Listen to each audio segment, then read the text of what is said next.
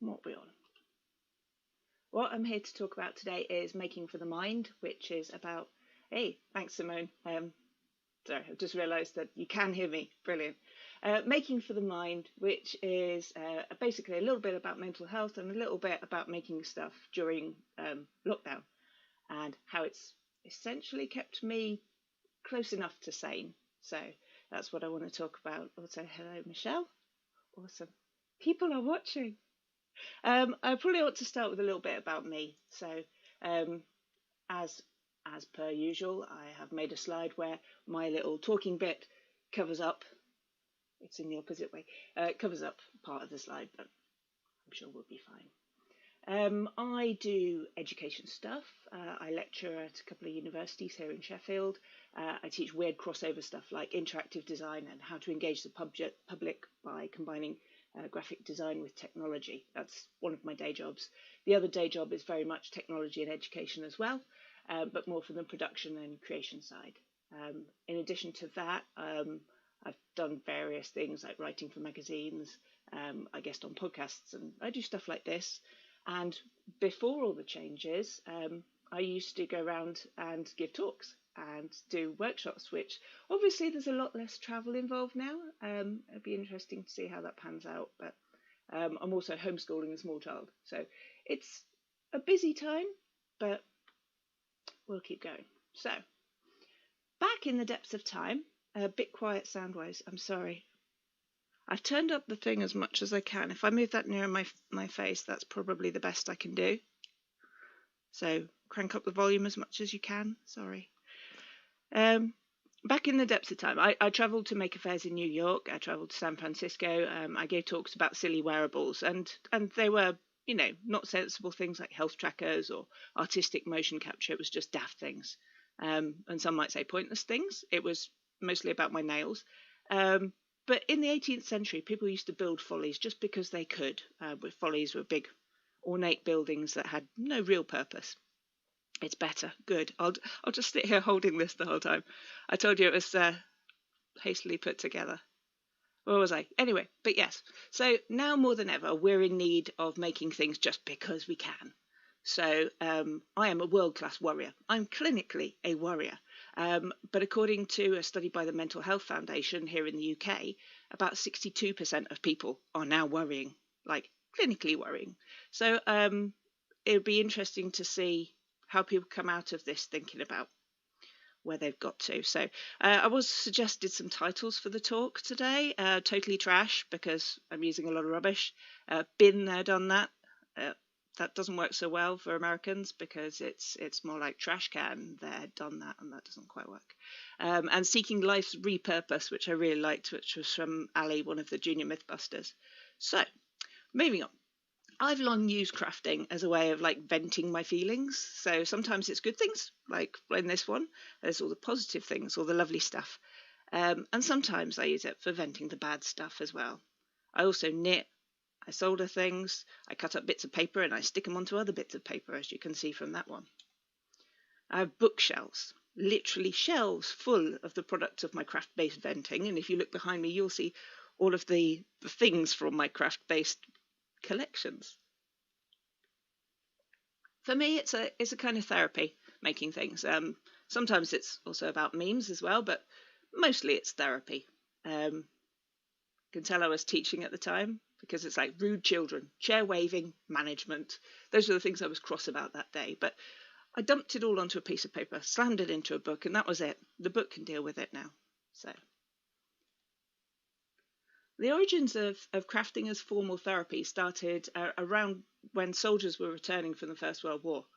For those with PTSD, they started doing basket weaving, and it helped to keep them distracted during long rehabilitation periods, because when your brain is occupied on a complex task like weaving, or a repetitive task like knitting, crochet, as in that picture, it can't use the same neural pathways for worrying, which is brilliant. It increases your levels of dopamine and it reduces your stress hormone, which is cortisol. And it helps to reconnect neural pathways, so it strengthens your brain muscles that you need for dealing with worry. So the more you craft, the better your brain gets at dealing with things. It works in the same way as meditation works. in that you can make sense of your thoughts, you can order them. So this sounds great. Let's get some craft materials, and let's boost dopamine. Brilliant. So this would be the logical thing to do. However, you go online and you're like, I'm going to get some craft materials, because you can't go to the shops because they're shut. So you go and you get your craft materials, but that's out of stock. And that one's out of stock, and that one's out of stock too. And you can't even get DIY products to fix things on your house. So it's like, I'm supposed to be crafting to help my head. I'm supposed to be baking, maybe. You can't get yeast or flour here in the UK. It's like people are going all like hipster and getting sourdough starters. And it's like the new pet is a sourdough starter. I did this online quiz on a Monday, and someone introduced their sourdough. It's called Diplodocus, which is really bad. But anyway, so people are trying to do more and more and more. I mean, even like silly things like, haberdashery. It's all sold out, but there's a reason for the haberdashery, and I'll come to that later. Here in the UK, I don't know where people are watching from. We have a program called the Repair Shop, where people are doing all these like, let's fix up old things, let's make things better. But how many of us now are repairing things rather than going to the shops and buying a new one? Because we can't get to the shops to buy a new one, or the new one isn't available. Like with Switch owners, anybody who has a Nintendo Switch, not a light Switch, a Nintendo Switch, you can't get a new one, so you have to repair them. So the demand for replacement parts for Nintendo Switches has increased as well. So basically, we want to do all this crafting. We can't do the crafting because everywhere's sold out of all the useful things and all the shops are shut. So it gets me on to thinking, what is plentiful? The actual toilet roll, not so much, but now we have the toilet roll, because everybody's got to have toilet roll. New Zealand and France, cool. I didn't realise everybody was so international. This is brilliant. So what is plentiful in my house is empty toilet rolls.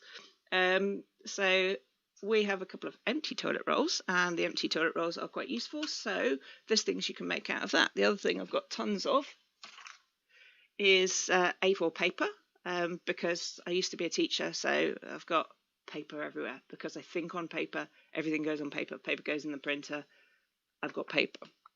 I also have, thank you to Amazon, I got an adapter for my screens so that I can connect them together, and the adapter, I'll show you with my hands because obviously it's plugged in. The adapter is about this big, and this is the packaging that Amazon sent.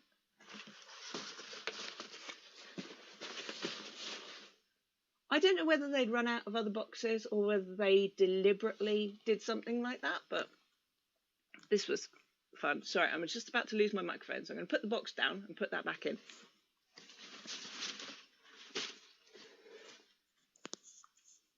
Professional every time. So I've got tons of stuff from Amazon, and it's like, shall I stick it in the recycling or should I recycle it? And I could recycle it better. And how could I recycle it better? Well, first off, you fold it up. If you flatten it out and you fold it up, you get some really nice drawing paper. And if you have an iron and you can iron it, don't use the steam setting, it ruins it. If you have an iron, you can flatten that out, and hooray, we've got free paper. And because it's all joined together, you can fold it out and you can make ginormous paper things, which is kind of fun. So I thought one of the things that I could make with the Amazon packaging, she said, is now folded it all out. And I put it all together and I chopped it up into sensible pieces. In fact, I'll just go to this full screen so you can see it better. Chopped it up, folded it, put it in sensible pieces, and now it's essentially a really big scrapbook. So that thing that I do to like dump the contents of my brain into a scrapbook, I've now got one. And I'm going to use this one over the course of the next 24 hours to record my thoughts about this Maker Faire. I started off with a small one and then realised that there was nowhere enough space in it, because this is the other thing, A4 paper. So this one, I don't know if you can see that one. I don't have a top-down camera because I just don't have enough ports on my laptop. So there you are.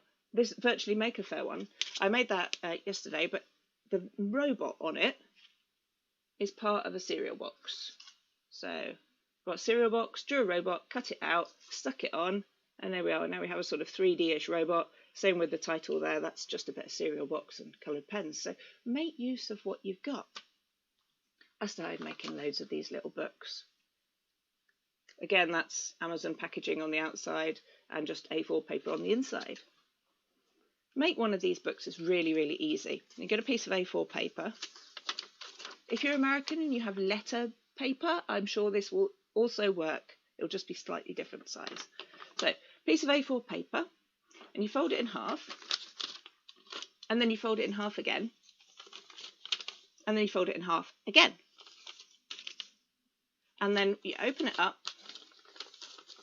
to the first fold you did, and you just cut down the short bit. And then, like magic, becomes a book. And then you can write in it, and then you've read a book, and you're an author. Yay, you've achieved something during lockdown. So those endorphins and those that dopamine is being released. So it's always a good thing. So moving on from my Amazon packaging, that box has now become a side table just here. That's very handy. I want to show you something else with toilet rolls, which I found quite fun. So you get your toilet roll. You squash your toilet roll. Get scissors. And this is where I cut through the microphone. No, hopefully not. And if you cut yourself a few little strips, trying to take note of where these are ending up.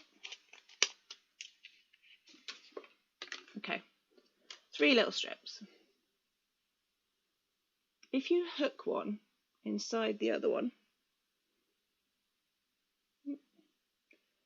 and then sit it down, and then you push another one up inside the one that was hooked over, and then tuck them together, and you pull very carefully, you get complicatedness. You get a little join there. And that in itself, if you just lob it out the window, makes a really cool spinner. It's very windy today. Works with paper too, and you can make little spinners, and when you drop them, they're going to go like a little helicopter. And that in itself is quite therapeutic. Anyway, back to the toilet rolls. Once you've done one hook together, you can then hook loads and loads and loads together, and you can make all sorts of things. Ta-da! So there you go. I'm halfway through that. I need more toilet rolls. So as we use up toilet rolls in this house, I'm making this sort of basket, and it's just getting more and more complex as I go along. But all it is, if you look at each time, it's just those 3 hooked together, and then 3 hooked together, 3 hooked together, and so on. I will post instructions for that in the description once this becomes like a video on my YouTube channel from the live stream. I'll also put them on Twitter later. So what else can we do with all this stuff out the bin? Well, we've got the cereal boxes. We could make a cover for our book if we wanted it to be hardback. Eat your cereal. Yes, I eat sugary, disgusting cereal, but it's nice. I like it. Eat your cereal, cut out the cardboard, then you've got a cover for your book. If you put it the other way around, look at that beautiful blank cardboard for free. Amazing. What else? German Christmas stars. When I was making all these little books, I tried to make ones that were different sizes. So I used to spend a fair amount of money on these little notebooks because I used to use them for like daily lists to keep, remembering what I actually had to do. And then I realised that I could make my own.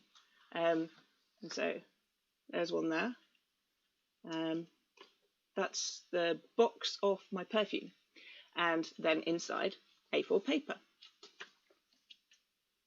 And once I realised I could make my own, that was cool. But I had all like these little offcuts. They're not Golden Grahams, by the way. They're Curiously Cinnamon, which used to be Cinnamon Grahams, which are the better version of Golden Grahams. I digress. Anyway, when you're cutting the paper in, you get all these little offcuts. Don't throw them away. They're really useful. As with the toilet rolls hooking into each other, you can do the same with these hooking into each other. So you just hook one over that one, rotate it, live demos. What could possibly go wrong? And then you hook that one over and rotate it. And then you hook that one over and tuck it into the first one. Complicated, but there we go. And then just pull them all tight. And then you've got a square to start off with. And with that square, you can then go on, keep folding, and you can make little stars. And that's actually really therapeutic. Once you've figured out how they work and you're sitting there folding them, you can sit there and fold thousands of these, and then you can have a head start on your Christmas decorations. So, but it's a very sort of soothing thing to do, sitting there just folding the paper over and over. So, I forgot where it was. The benefit of using all this stuff is that you're not stuck to the same materials you always used to use. So if you always used to use like fancy paper from the art shop, you're now thinking, well, what can I do with this? What can I incorporate out of the rubbish in its new textures, its new qualities that my art materials didn't have? So it's a challenge. It's forcing you to use new things and think in new ways. And that thinking in new ways, again, helps your brain. So I did ask some people on the internet what they would do with a sheet of A4. And this is one of the things that they would do with the A4. So you can do origami with it. You can draw on it. You can make bookmarks. You can make paper airplanes. You can make tiny little books. This is someone who's made one for their doll's house. You can also do paper mache. Who's forgotten about paper mache since we did it at school? It's brilliant, and it's really quite a versatile material. But anyway, asking people on the internet leads me nicely to internet friends. Another good thing about this whole lockdown thing is that a lot of people are feeling isolated, but social support, whether that's on bulletin boards or on Zoom meetups. I know not everybody is a fan of Zoom, but working with a group of on your chosen form of making can help relieve those feelings of isolation. So even if you're sat there online crafting away and talking, you're still together, even though you're not physically there. And sharing your crafts online can help others, as well as give you a sense of connection. You post a picture of something you've made, like the toilet roll basket, and people go, "Ooh, that's interesting." And then you're interacting with people. It's a good thing, that sense of connection.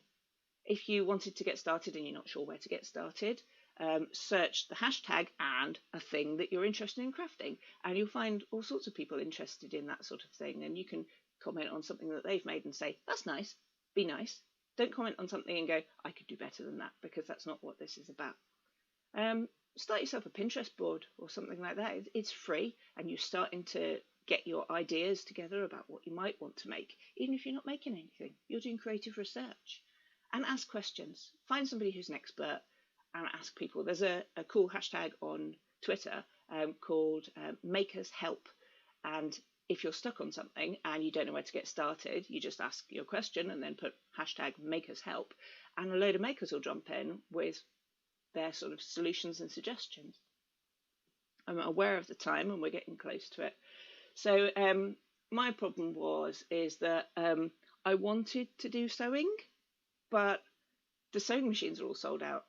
I don't know what it's like where you are, but sewing machines are hard to get. Luckily, I already had one, so I made myself some PPE, and this is my beautiful PPE here.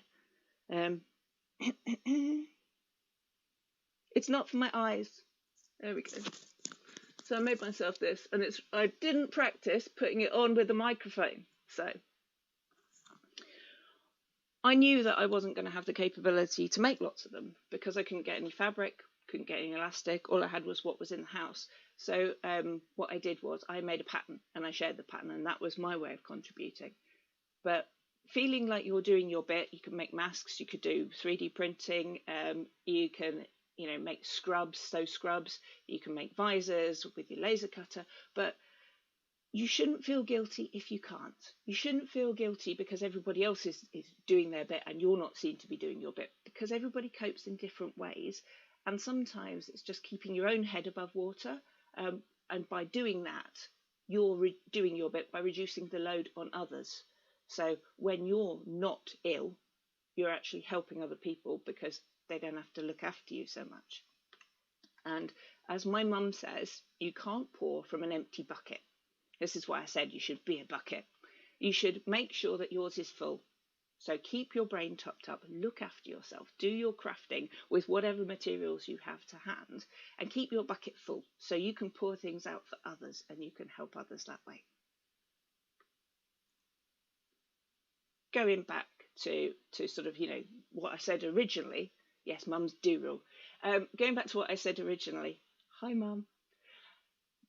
This is whatever craft you do, it prevents your mind wandering. While it is occupied crafting, you can't think so much about the things that worry you. And that's not that you're just going, la, la, la, they're not there. You're going, let's give my brain a little rest. Let's have some time to recoup my thoughts, to have a bit of a relax, to have a sensible, just like downtime. And crafting is probably one of the most healthy downtimes that you can do. Some people like running, but it gives me shin splints. I don't like running. Running doesn't like me. I like crafting. So that's a quote I found. I can't attribute the quote because I'd found it in a newspaper or something, torn it up and stuck it in one of my books, but I had not torn out who did it. So if anybody knows, that's great. I tried Googling it, didn't work. Anyway, whatever you do to keep yourself ticking over, you should keep doing it. You don't have to come out of lockdown with a new skill. You don't have to come out of this with a podcast or having learnt how to code in 50,000 different languages. You don't have to have produced 50,000 useful things. I don't know why I keep saying 50,000. Maybe it's just the first number that comes into my head. But you don't need special equipment to keep your head above water. You make with what you've got, whether it's stuff out you're recycling or stuff that you bought and meant to get round to at some point, and you stay as sane as you can. So you've got this. Do my motivational thing. You got this. This was a wonderful cross stitch that my friend Claire sent me, because everybody is crafting that I know and keeping themselves sane, and we post each other sometimes the contents of our crafts. So maybe you should go away, make yourself one of these little booklets and fill it full of nice things. Maybe find a flower in the garden or on your walk and press it into there. Find a picture out of a magazine of something that makes you happy. Put all the happy things in there and send it to somebody so that they get a little bit of the happy. I wondered if anybody had any questions. There's a slight time delay between the chat and what you're seeing on the screen. So if anybody has any questions, now is the time to ask them. I've got about 5 minutes left before I need to get off and stick to my allotted slot. So I didn't know if anybody just wanted to say hi or tell me about things. I'm just looking at 3D printing with friends. 3D printing with friends is great. Unfortunately, we can't do that right now. Our hack space is locked down, so we're not allowed to go in there because in the UK there's a thing where you can only meet one person and you can only meet them outside. And so that's a bit rubbish, really, when you're used to hanging out with a whole crowd of lovely people and making things together in a sort of shared knowledge, shared equipment, shared space way. We're not allowed to share that space at the moment. I'm hoping that the lockdown will lift a bit towards maybe the end of July and I can get back to the hack space, hang out with people. So that'd be nice. I'm just going to keep rambling on to myself unless anybody has any questions. Someone said I'm doing scrapbooking. I like that. Yeah, I am. Scrapbooking. And also my room is apparently perfectly set up for nice audio. That's because there's so much rubbish in here. I have so much in here. This room is, what you can see on the screen is pretty much the entire room. You can't fit a single bed in it in one direction, only in the other direction. And if you have a single bed in here, you have to open the door and throw yourself onto the bed because that's all there's space for. So it's like either a nap room or a room full of all my crafting stuff, which is essentially what this is. Is it a hobby and do I make a living out of this? The scrapbooking is a hobby. Making things is a kind of a hobby, but my day job is to go out and teach people new things. So in essence, I do make a living. However, my living is much more geared towards electronics and education programming, but through creative mediums. So I'll get paid to go to an art gallery and teach artists how to use new materials to make their work interactive. I get paid to teach at a university to teach graphics students, the same kind of thing. So there's that crossover between art and technology, and that's where I sit. That's my day job. So apparently you can use toilet rolls like clay. I'm guessing that's some kind of paper mache thing. So when you stick them in water, you probably get some kind of pulp. That would be really fun. Any social links? I have a Twitter at Tannerai. That is my Twitter handle. And you can use that. I'll try and put that in the, what do you call it? The description when I post the video up. There's obviously my YouTube channel as well, which I have neglected because I've been really, really busy. But I should not neglect it now because I conveniently have a lot more time. So I'll do that. I also post links into the how to hook up the toilet rolls to make the baskety things. It's supposed to be an icosahedron, if anybody is interested. It's the structure of a buckyball, which is a really strong form of carbon. So it's maths as well, getting your maths in. I will post a link to how to make a little book. They're often known as zines, like short for magazine. I'll post a link to some ideas for that as well. And also there's a chap called Darren Wakelam who does some really cool sculptures with toilet rolls and all sorts of paper and recycling stuff as well. So I really like what he's doing. So I'll post links to that as well. If you subscribe to my YouTube channel, you'll get notifications when there's anything up there. So that's cool. And yeah. Do I publish tutorials online? I do. There is a site I'm not allowed to mention at the moment because we have UK furlough rules, which means that I'm not allowed to do anything that promotes my day job. But you'll figure it out if you go far enough back in my timeline. And also, I do publish stuff online when I do it for other people. So again, I link to those on my Twitter. So my Twitter feed is probably the best thing to follow if you want updates about various things that I've done. Sometimes I just do little videos on there to explain things.